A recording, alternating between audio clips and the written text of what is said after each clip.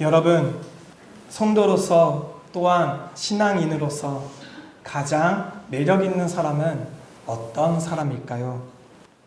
머리가 똑똑한 사람, 카리스마가 넘치는 사람, 말을 잘 전하는 사람. 사람마다 여러 가지 떠오르는 것이 있을 수 있겠습니다. 하지만 그 중에서도 신앙인으로 가장 매력적인 사람은 무릎으로 살아가는 사람이 아닐까 생각합니다.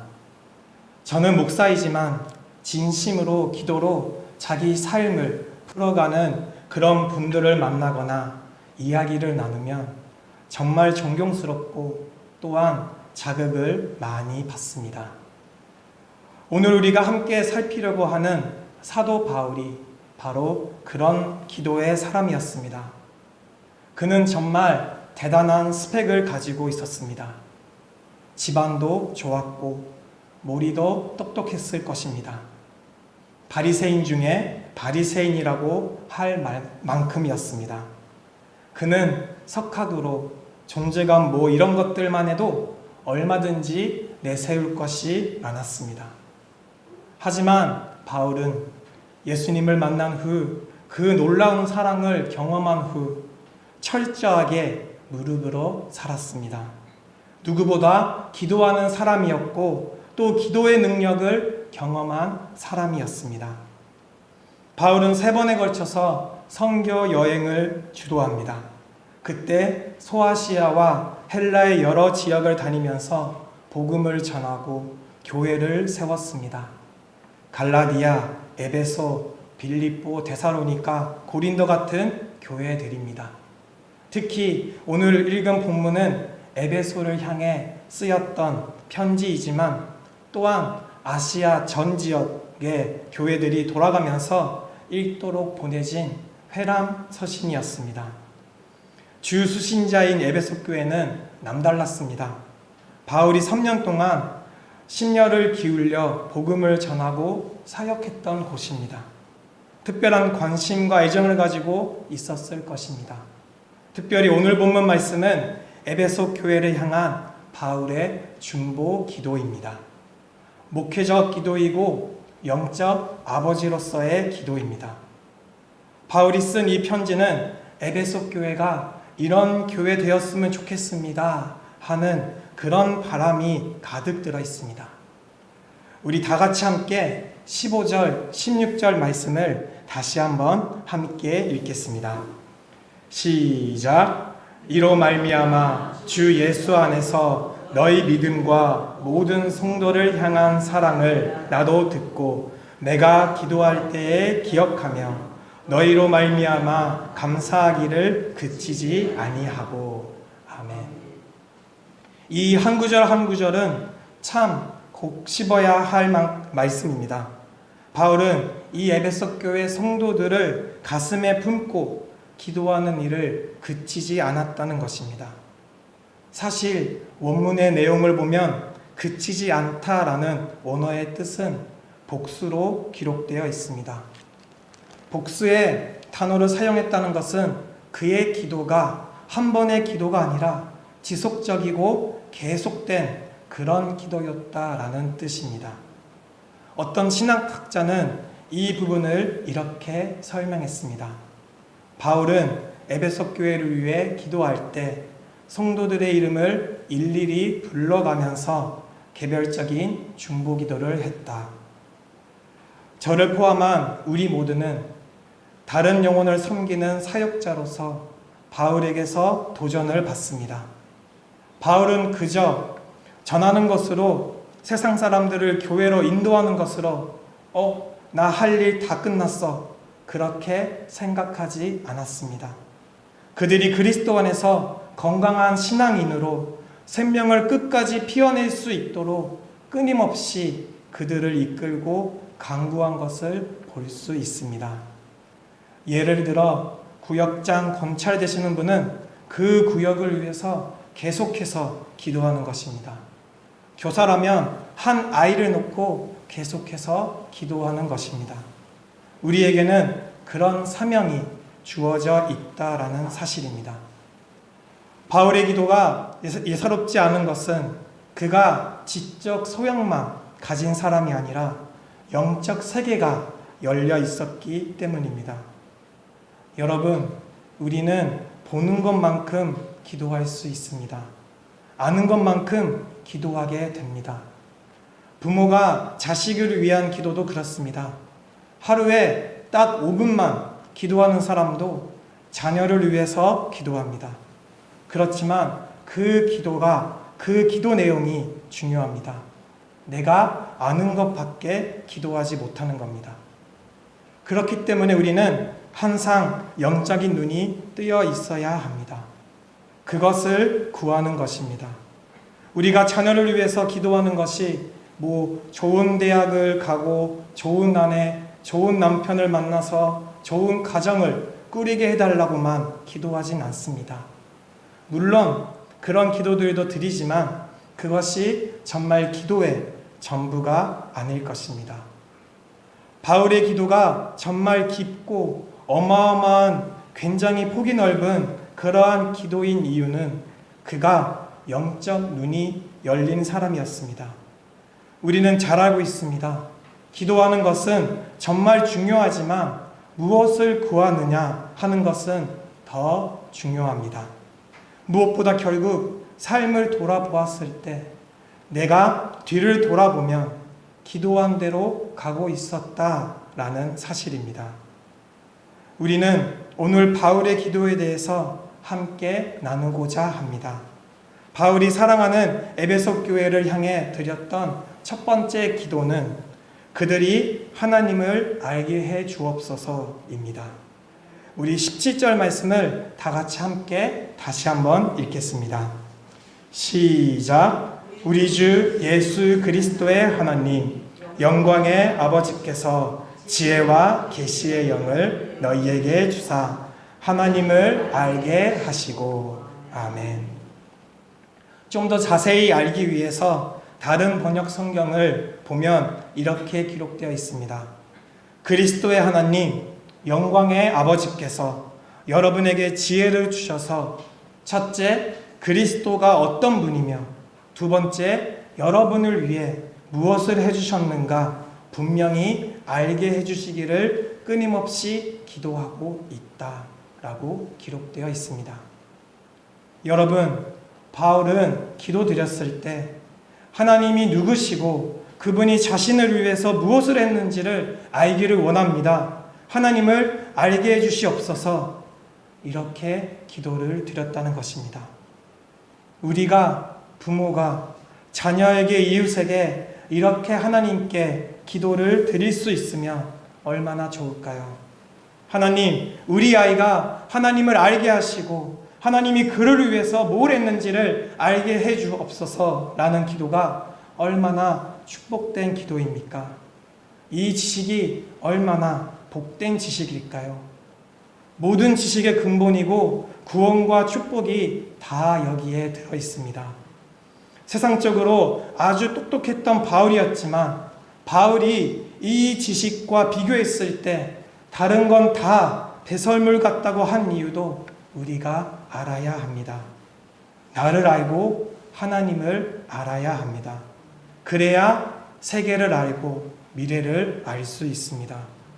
그래서 하나님을 모르면 우리 인간은 아무것도 모르는 겁니다. 어디서 시작하는지, 어디로 가는지, 무엇을 해야 하는지, 왜 사는지, 내 인생에 주어진 이 많은 자원은 어떻게 사용해야 하는지, 어떻게 살아야 하는지 모르는 것입니다. 우리는 하나님을 잘 알아야 합니다. 세상의 모든 종교는 인간이 신을 찾아갑니다. 그러나 우리 기독교는 방향이 다릅니다. 하나님께서 찾아와 주십니다. 사람의 노력이 아니라 찾아가는 것이 아니라 하나님이 나 자신을 드러내 보여주십니다.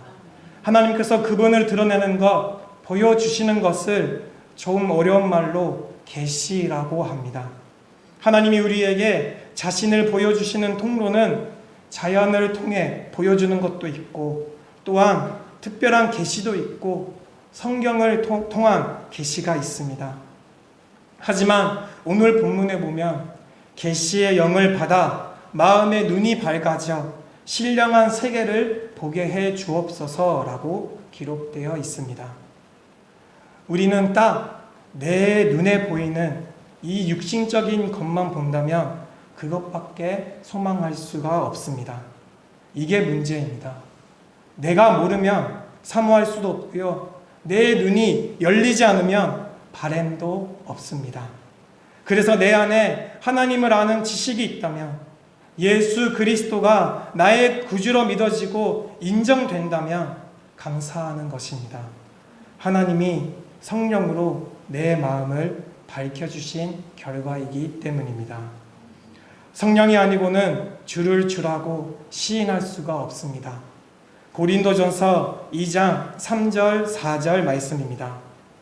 성령의 나타나심과 능력으로 하여 너희 믿음이 사람의 지혜에 있지 아니하고 다만 하나님의 능력에 있게 하였노라. 아멘. 저는 궁금한 것이 있습니다. 이단들을 보면 넷플릭스 드라마에서도 나왔지만 그 신학을 보면 말도 안 되는 이야기들을 많이 합니다. 정말 엉터리이고 상식적으로도 말도 안 되는 그 교리에 빠진 대학 교수들, 학자들, 똑똑한 대학 청년들이 수두룩하다는 것이죠. 여러분들은 이단들이 이해가 되십니까?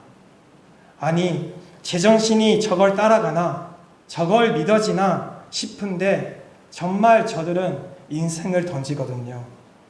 저는 참 수긍이 안 되는데 나중에 성경 말씀을 자세히 보고 이해가 됐습니다. 미혹의 영이 그들 눈을 뒤집으면 다 끌려가는 겁니다. 그러나 하나님이 성령으로 우리 마음의 눈을 열어 보게 하시며 그 예수님이 나의 구주로 믿어질 줄 믿습니다. 우리가 알고 있는 최고의 신앙 고백이 바로 베드로의 신앙 고백입니다. 베드로는 예수님 앞에서 정말 위대한 고백을 했습니다. 어떻게 고백을 했죠? 주는 그리스도시요 살아계신 하나님의 아들이시니이다. 아멘. 이 고백을 듣고 예수님이 뭐라고 하셨나요? 바요나 시몬아, 내가 복이 있도다. 이를 내게 알게 한 이는 혈육이 아니요 하늘에 계신 내 아버지시니라. 아멘. 혈육이 아닙니다. 인간의 몸, 인간의 눈이 아닙니다. 하늘에 계신 우리 아버지이십니다. 여러분, 이 알미 한 사람의 신앙의 결을 만들어내는데 얼마나 중요합니까? 주님이 나를 위해서 하신 일을 알면, 하나님 그분을 알고 그분이 나를 위해서 하신 일을 알면 내 삶의 목적이 달라집니다. 너무너무 당연한 변화이고 이게 헌신이고 그분이 나를 위해서 십자가를 지셨는데 나는 이제 무엇을 해야 할 것인가 고민하게 되고, 그래서 예수님을 어떻게 이해하느냐가 내 삶의 방향, 응답하는 삶의 태도를 결정짓습니다. 그래서 이 기도가 얼마나 어마어마한 기도인지 모릅니다. 그리고 이어서 바울은 이렇게 기도하고 있습니다. 두 번째로 부르심의 소망과 기업의 풍성함을 알게 하소서라고 기도합니다. 18절에 그 내용을 담고 있습니다. 우리 다 같이 함께 18절 말씀 다시 한번 읽겠습니다. 시작. 너희 마음의 눈을 밝히사 그의 부르심의 소망이 무엇이며 성도 안에서 그 기업의 영광의 풍성함이 무엇이며. 아멘. 본문에 나오는 그 기업을 더 정확하게 말하면 하나님의 기업을 말합니다. 이 기업은 다른 말로 하면 상속으로 바꿀 수 있습니다. 우리가 장차 주님 앞에서 받게 될 그 놀라운 상속을 말합니다. 이 땅이 아니라 하나님 나라에 들어갈 때 우리를 위해 하나님이 미리 준비해 두신 축복들입니다. 부르심의 소망이라는 표현을 그냥 우리 성경만 덜컥 읽으면 사명처럼 여길 수 있지만 그것은 아닙니다. 다른 번역으로 된 성경으로 다시 한번 읽겠습니다. 여러분의 마음의 눈을 밝히사 부르심을 받은 여러분의 희망이 무엇이고 성도들이 하늘나라에서 받게 될 영광스러운 축복이 얼마나 풍성한가를 알게 해 주소서. 하나님을 알고 구원받은 성도가 이 땅을 살아가지만 물론 잠깐의 시간이지만 찰나의 시간이지만 그 땅에 살아가는 동안 그분과 함께하는 간증과 유익도 많습니다. 하지만 그것뿐만이 아니라 진짜 우리의 희망은 하늘 소망에 있다는 것입니다. 바울은 하늘 아버지가 우리를 위해서 예비해 주신 그 복이 얼마나 크고 대단한지 그 소망을 알게 해 주옵소서 이렇게 기도한 것입니다. 여러분, 우리를 부르신 하나님이 정말 우리에게 주고 싶은 것은 바로 이 하늘 소망입니다. 주기도문에서 고백하는 것처럼 하늘에 이루어지는 것이 땅에서도 풍성합니다. 하지만 하나님과 함께하는 나의 삶은 모자람이 전혀 없지만 능력 주시는 그분 안에 늘 넘치는 은혜가 있지만 그래도 최고의 축복은 역시 천국 하나님 나라에서 완성이 됩니다. 우리는 나의 믿음이 영적인 눈이 열려서 진짜 소망을 보며 흔들리지 않을 줄 믿습니다. 본향을 향해 가는 나그네라는 사실을 알면 결코 연연해하지 않습니다. 역사책에서 초대교회를 막 지나간 시기에 예수 믿지 않는 사람들이 예수님을 믿는 사람을 보았던 것을 이렇게 기록하고 있습니다. 당시는 예수 믿는 사람은 한눈에 알아볼 수가 있었습니다. 그래서 그리스도인들이 늘어났습니다. 그들은 싸움을 하지 않고 고소를 당해도 평화롭게 남의 자산을 탐하지 않았습니다.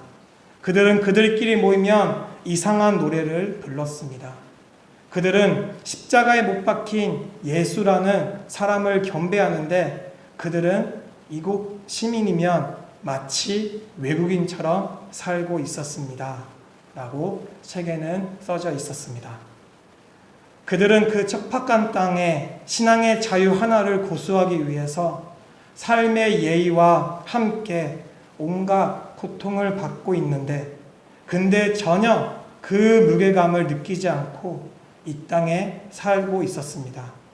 마치 외국인처럼 보였다라는 것은 외모나 언어가 다르고 코가 뾰족했다는 것이 아닐 것입니다. 그들의 소망이 달랐다는 것입니다. 초대교회 당시 세상 사람들의 눈에는 같은 민족인데도 그들의 삶의 모습은 마치 외국인처럼 보였다라는 것입니다. 하나님의 자녀는 우리는 하늘나라의 소망을 품는 사람이며 부르심의 소망과 하나님의 기업의 풍성함을 알기 때문입니다. 마지막으로 바울의 세 번째 기도는 그들이 하나님의 능력을 알게 하소서라고 기도했습니다. 우리 19절 말씀을 다 같이 함께 읽겠습니다. 시작. 그의 힘의 위력으로 역사하심을 따라 믿는 우리에게 베푸신 능력에 지극히 크심이 어떠한 것을 너희로 알게 하시기를 구하노라. 아멘. 알을 향한 기도가 세 가지입니다.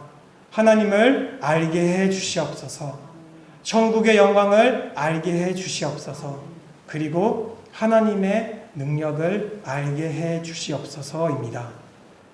베풀어 주실 능력이 아니라 이미 베푸신 능력입니다. 하나님께서 이미 우리에게 베푸신 능력입니다. 그 베푸신 능력이 어떤 능력인지를 보여주는 구절이 20절에서 22절 이하에 나옵니다. 그의 능력이 그리스도 안에서 역사하사 죽은 자들 가운데서 다시 살리시고 하늘에서 자기의 오른편에 앉으사 모든 통치와 권세와 능력과 주권과 이 세상뿐 아니라 오는 세상에 일컫는 모든 이름 위에 뛰어나게 하시고 또 만물을 그의 발 아래 복종하게 하시고 그를 만물 위에 교회의 머리로 삼으셨느니라. 아멘. 하나님이 우리가 알기를 원하는 그 능력은 그리스도 안에 역사하는 능력이었습니다. 좀 더 설명하면 예수 그리스도를 죽은 자 가운데서 살리시고 다시 부활해서 승천시키는 보좌 위의 통치였습니다. 모든 존재들보다 뛰어나고 놀라운 분으로 만물을 그 발 아래 복종하게 하십니다. 예수님께서는 허물과 죄로 죽은 우리를 살리시려고 대속의 십자가를 지시고 죽으셨습니다. 그러나 하나님께서 죽음과 사망의 권세를 깨트리고 그분을 살리십니다. 그리고 하늘나라에 승천시키셔서 우리의 구주가 되고 교회의 머리가 되게 하신 능력을 말합니다. 하나님의 능력의 가장 큰 표현은 예수 그리스도의 부활입니다. 우리를 향한 하나님의 사랑의 가장 큰 표현은 자주 언급합니다만 예수 그리스도의 죽음입니다. 그런데 우리를 향한 하나님의 능력의 가장 큰 표현은 바로 예수 그리스도의 부활입니다. 그리스도의 부활은 우리에게 의미가 있는 이유는 그가 곧 나의 부활로 이어지기 때문입니다. 또 한 걸음 더 나아가면 죽음 같은 상황을 끝없이 만나는 우리 삶에 어떤 절망도 어떤 죽음도 이 부활신앙으로 딱 맞서면 그건 오히려 축복이고 기적을 경험하는 자리가 될 줄 믿습니다. 구약의 아브라함에게도 이런 신앙이 있었습니다. 로마서 4장 17절 말씀에 이렇게 기록되어 있습니다. 기록된 바 내가 너를 많은 민족의 조상으로 세웠다 하심과 같으니 그가 믿은 바 하나님은 죽은 자를 살리시며 없는 것을 있는 것으로 부르시는 이시니라. 아멘. 아브라함은 하나님을 이렇게 믿었던 것입니다.